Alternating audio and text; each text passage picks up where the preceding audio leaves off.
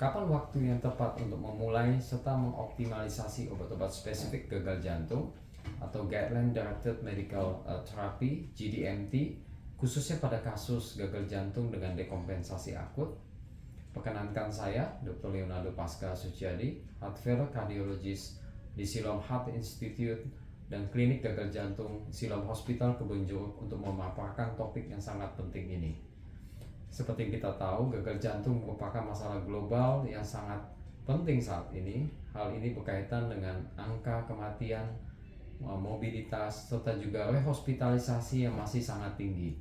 Dan kondisi dekompensasi akut gagal jantung akan semakin memperberat situasi. Pada terapi gagal jantung umumnya, GDMT sangat penting dalam meningkatkan luaran klinis bagi penderita. Namun sayangnya strategi ini belum optimal untuk diterapkan pada praktek klinis, meskipun berbagai pedoman telah menggarisbawahi hal tersebut. Hal ini dibuktikan dari beberapa registri di dunia bahwa sekitar 50% penderita gagal jantung belum menerima obat-obat regimen yang sesuai dengan target dosis yang digarisbawahi oleh pedoman. Hal itu berkaitan dengan beta blocker, baik itu RAS inhibitor, MRA atau spironolactone, serta SGLT2 inhibitor. Kondisi ini tentunya sangat berdampak besar bagi perjalanan klinis penderita gagal jantung, baik itu mempengaruhi progresivitas penyakitnya menuju ke tahapan gagal jantung lanjut maupun angka rehospitalisasi yang tinggi bahkan kematian. Pedoman gagal jantung PERCI tahun 2023 dan pedoman Eropa ESC 2021 serta pedoman Amerika ACC SSA 2022 telah sepakat dalam menekankan pentingnya untuk memulai serta mengoptimalisasi GDMT sejak dini dalam pengelolaan gagal jantung, termasuk pada kasus dekompensasi akut gagal jantung, di mana obat-obat tersebut direkomendasikan untuk dimulai sejak pasiennya masih di dalam perawatan inap sebelum pulang rawat. Strategi ini telah didukung oleh beberapa publikasi serta bukti ilmiah akan manfaat inisiasi dini dari GDMT pasca stabilisasi dekompensasi akut.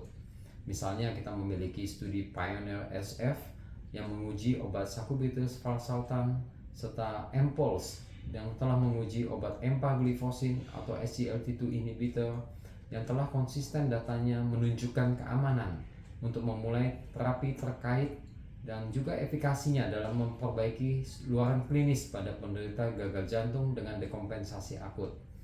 Dan terakhir, kita sudah memiliki studi Storm SF yang semakin menekankan bahwa inisiasi dan titrasi cepat GDMT potensial dan aman untuk dipraktikkan pada populasi dengan dekompensasi akut gagal jantung serta akan menghasilkan manfaat yang sangat besar untuk memperbaiki klinis pasien ke depannya.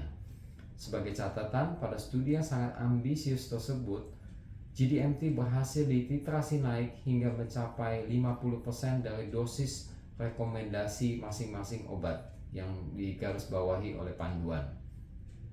Lalu, apa kunci keberhasilan kita untuk optimalisasi GDMT sebelum pasien pulang rawat pada kasus dekompensasi akut gagal jantung?